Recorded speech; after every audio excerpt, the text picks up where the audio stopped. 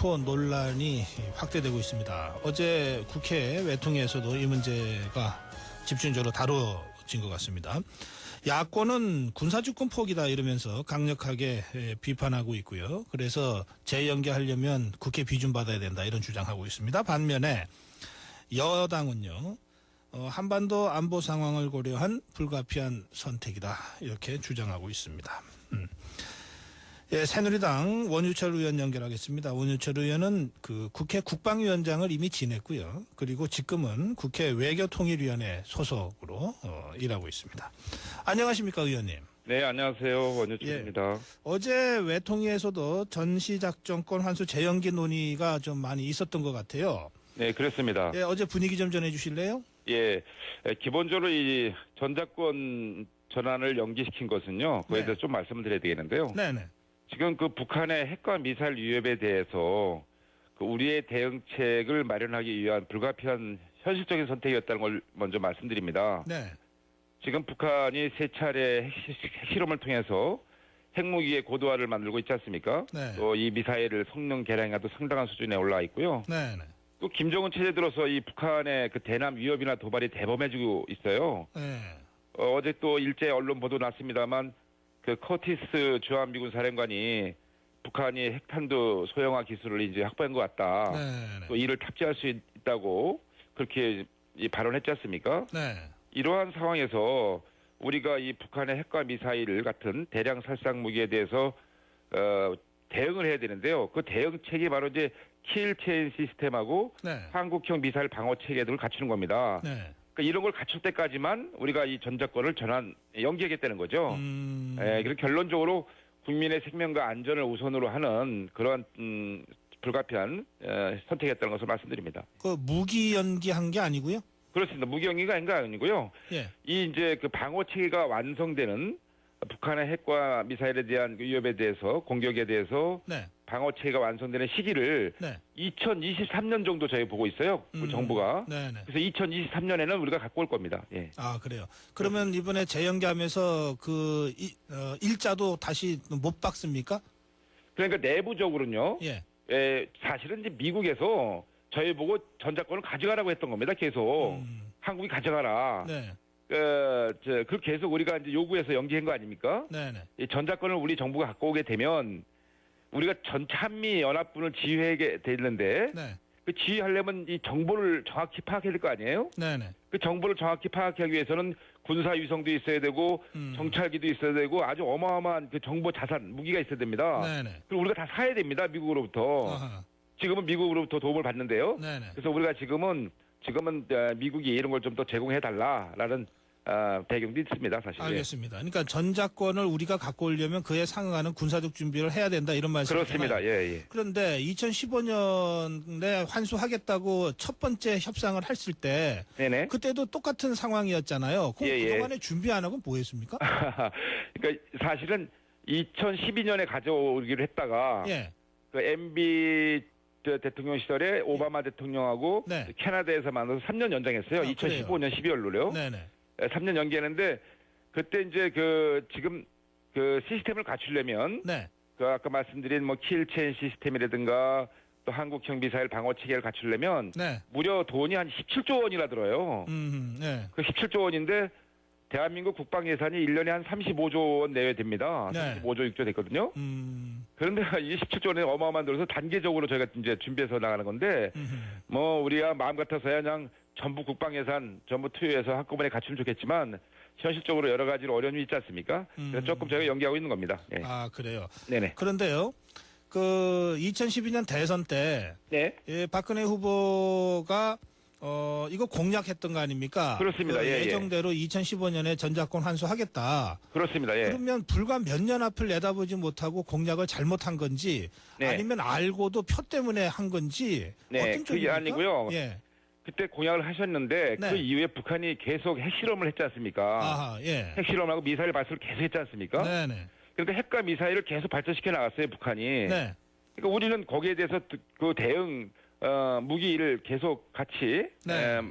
만들어내고 갖춰야 되는데 안보 환경이 변한 거죠. 아, 예, 그렇기 때문에 국민들에게 솔직히 말씀드리고 네네. 지금 명분보다도 국민의 생명과 재산을 지키고 우리나라를 지키는 게 더 중요하지 않겠습니까?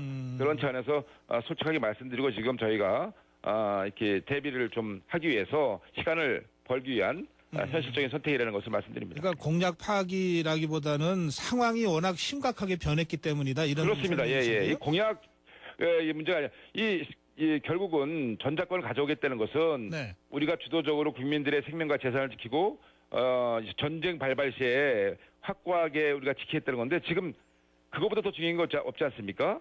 예, 그래서 네. 지금은 그 공약 차원을 넘어선 일입니다. 이거는. 네. 예. 유승민 의원도 같은 취지의 발언이군요. 그러니까. 네, 같은 취지입니다. 예, 어저께 왜 이렇게 재연기를 할 수밖에 없었는지를 솔직하게 국민한테 설명을 하고 양해를 구해야 되지 않냐 이 얘기군요. 그렇습니다. 어저께 제가 바로 제 옆자리에서 의통이 같이 있는데요. 네. 외교부 장관하고 국정감사 현장에서 그런 그 질의응답을 벌였습니다. 예. 아, 그래요. 네네. 알겠습니다. 그런데 사실 국민한테 솔직하게 설명을 하는 과정이 사실은 국회에다가 정부가 설명하는 과정이기도 하잖아요. 네네. 그래서 이제 야당 쪽에서는 네. 이게 지금 내용이 심각하게 변화가 있으니 국회 비준을 다시 받아라. 그럼 비준 받는 과정에서 이제 내용이 소상하게 설명이 될 테니까 네네. 이런 주장을 하는 것 같은데요. 예, 전작권은 국회 비준을 받지 않아도 됩니다. 이거는. 네네. 왜 그렇습니까? 지금 이미 이 내부적으로 우리 이 조약의 형태가 아니기 때문에 네. 이거는 뭐 한미 그 군 통수권자끼리의 네. 어떤 그 통치 행위라 볼 수 있는데요.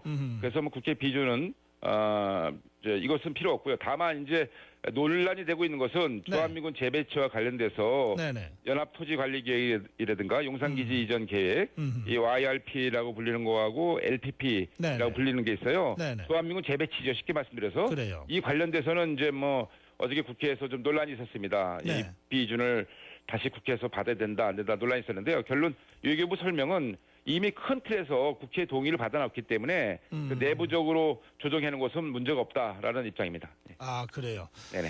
알겠습니다. 이 문제는 어쨌든 여야가 입장이 분명히 다른 거군요.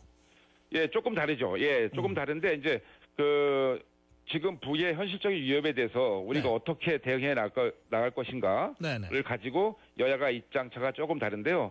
아무래도 지금 뭐 우리 정부 여당에서는 국민들의 생명과 재산을 지키는 것이 가장 중요한 일이기 때문에 그것에 하여튼 뭐 방점을 두고 저희가 정책을 펴나가고 있다는 말씀드립니다. 알겠습니다.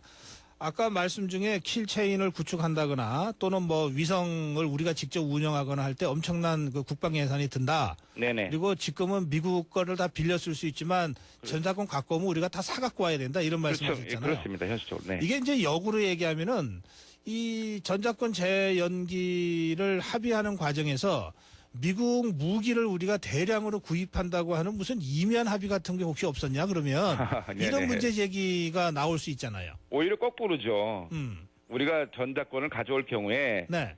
우리가 한미 연합군을 지휘하기 위해서는 뭐 예를 들어서 의사가 환자를 치료하기 위해서 정확한 그 진단이 필요하지 않겠습니까? 그래요. 정확한 예. 진단 속에 처방이 나오듯이 네네. 우리 한국군이 이제 미군까지 다 지휘하려면 정확한 북한의 뭐 움직임 동태라든가 그 핵실험 뭐 또 미사일 같은 이 도발에 대해서 우리가 다 탐지하고 식별해야 되는데 네네. 그러기 위해서는 우리가 그 필요한 인공위성, 군사 인공위성이라든가 정찰기라든가 이게 다 확보돼야 되지 않겠습니까? 아, 그래요. 우리가 사야 되는 거죠. 네네. 지금은 우리가 지금 미군한테 그걸 제공받고 있거든요. 거꾸로죠, 정보를. 거꾸로. 네, 우리가 지금 갖고 오면 다 사야 되지만 지금 미국이 전작권 지휘권을 우선 다 당분간 갖고 있으면 우리가 빌려와서 활용할 수 있기 때문에 오히려 우리가 좀 그런 경제적인 측면에서는 좀 재연기... 다만 우리가 마냥 할 수는 없는 거죠. 예, 우리가 자주 대응 능력을 갖추기 위해서 네. 단계적으로 우리가 그런 필요한 군사 장비를 갖춰 나가야 되는데 그게 돈이 워낙 많이 들어서요. 그걸 이제 구축하는 시간을 2023년으로 보고 있는 겁니다. 그러니까 우리가 시간을 벌었다. 오히려 그렇습니다. 결과적으로 미국으로부터 우리가 경제적으로도 이익을 더 얻게 됐다. 이런 말씀이시죠? 그렇습니다. 미국에서 계속 가져가려는 거예요. 저희 보고요. 전작권을 빨리 가져가라. 그래요. 알겠습니다. 네. 예.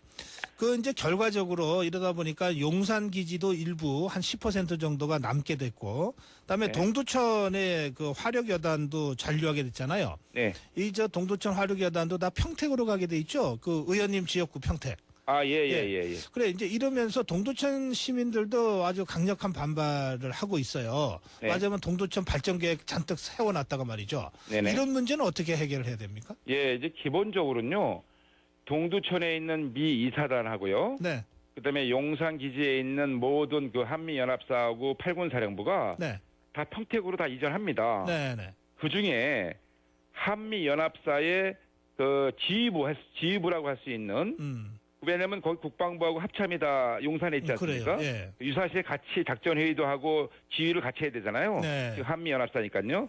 그래서 최소 인력이 남습니다. 한 200여 명 정도 남고요. 네, 용산에는요. 네, 네. 그다음에 이제 동두천에 미 이사단이 대부분 오는데 네. 화력 여단 210 화력 여단을 남는 것은 북한의 그 장사정포라고 있어요. 아, 예. 이게 이제 북한이 껄핏하면은 우리 협박하는 서울을 불바다로 만들겠다는 그러한 무기 체계를 갖고 있는 그래요. 부대인데요. 예, 장거리포. 예, 그래서 방사포라고 하는데요. 네. 이거를 대응하기 위한 화력 부대가 바로 210 화력 여단입니다. 아, 그래요? 그거만 남겨도 어떻게 했다는 거예요. 네, 네. 그래서 대부분 다 그냥 주한미군 재배치가 다 평택으로 다 이전되는데 용산에 있는 200여 명 정도 규모의 지휘부, 네. 그다음에 미 이사단에 있어서 210 화력 여단만 두고 나머지는 예정대로 다 주한미군 기지 이전이 평택으로 차질 없이 진행됩니다. 어저께 제가 국정감사장에서 윤병세 외교부 장관께 다시 한번 확인했습니다. 아, 그래요. 네. 그 동두천 시민들한테 국가 정부 차원에서 무슨 보상이나 배상을 할 계획은 있습니까? 그러면? 정부에서 그 필요한 적절한 조치가 앞으로 있어야 되겠죠. 네. 알겠습니다. 저 의원님 통일을 여는 국회의원 모임의 대표시기도 해요. 네네. 예, 그래서 제가 이 남북 전단 문제 좀 잠깐 여쭤볼게요. 네. 이게 좀 대북 전단 살펴가지고서 지금 뭐 남남 갈등이 좀 심각한 상황인데 이거 어떻게 해야 됩니까? 기본적으로 지금 이제 남북 관계가 좀 풀려가는 시점에 네. 시기를 좀 잘 고려해서 했으면 좋겠다는 기본 생각 갖고 있고요. 네네. 또 하나는 이제 우리 북한이 시각에서 보면 우리 정부가 왜 그 전단 살포도 못 막고 그러냐 이런인데 네. 그 북한은 우리의 입장을 우리의 체제를 잘 이해하지 못하는 데서 비롯된 거라고 보고 있어요. 네네. 지금 대한민국은 이제 헌법에 의해서 이 표현의 자유가 다 충분히 보장된 나라 아닙니까? 네. 또 북한은 또 수시로 왜 자기들의 최고의 존엄을 훼손하느냐라고 시비를 걸어요. 그 최고의 존엄이라는 게 김일성, 김정일, 김정은 이 3대 세습 체제의 저기도 아닙니까? 그 세 명을 들어오고 하는 얘기인데, 그런데 우리 대한민국에서 언론의 자유가 돼 있어서 모든 국민들 언론이 우리 대통령도 막 비판하고 그러지 않습니까? 네. 이게 북한의 시각에서 보면 왜 그걸 못 막냐 정부가 이런 건데 우리 정부 입장에서는 또 그렇게 할 수 있는 사정이 할 수밖에 없는 사정이 있지 않습니까? 근데 아무튼 그러나 지금 시기적으로는 조금 네. 좀 조율될 필요는 있다. 네, 근데 현실적으로 지금 이제 파주 지역 주민들이 반대하고 있고 네네. 개성공단 입주 기업인들도 좀 대북 전단 살포를 자제할 걸 호소하고 있지 않습니까? 네. 좀 자제했으면 좋겠고요. 예. 또 지금은 시기가 그렇습니다. 또 6.17 통일부 장관도 지금 대북 전단 살포는 남북 관계에 도움이 안 된다고 밝혔지 않습니까? 알겠습니다. 네, 그래서 지금은 적절치 않다 저는 이렇게 보고 있습니다. 예. 알겠습니다. 그 마지막 질문 드릴게요. 네. 그 외통이라서 이제 해외 국감을 다녀오신 것 같은데 네. 이번에 중동 아프리카 다녀오셨더라고요. 네네네. 이 아프리카 에볼라 저 확산되고 있는데 겁 안 나셨어요? 예. 이번에 저희 외통의 국감은 이제 해마다 4개 반으로 편성해서 나가는데요. 네. 말씀하신 대로 저는 이제 아프리카 중동반을 자원했습니다. IS 테러하고 에볼라 현안이 많은데요. 아무튼 그럴수록 또 재외 공간 현장에 가서 우리 교민들이 안전에 있는지 또 대응책을 잘 수립하고 있는지 보기 위해서 갔는데 네. 보람이 있었습니다. 예. 우리 재외국민들 다들 안전하시던가요? 예, 근데 우리가 좀 더 면밀하게 좀 살펴야 될 부분이 많이 있더라고요.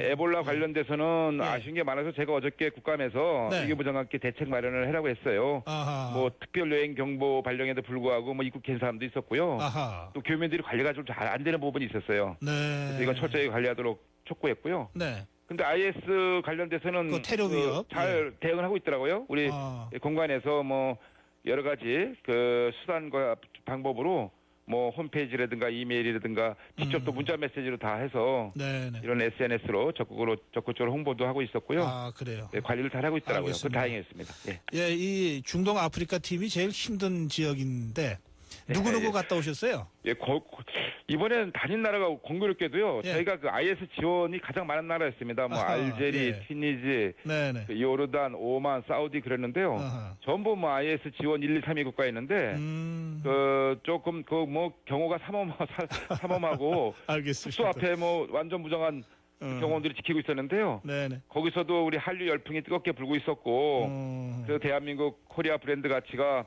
예. 이 아랍 사막에도 우뚝 서 있다는 그런 자부심으로 유익한 국정감사였습니다. 예. 예. 예, 고생들 하셨습니다. 예, 네, 오늘 말씀 잘 감사합니다. 들었습니다. 네. 예.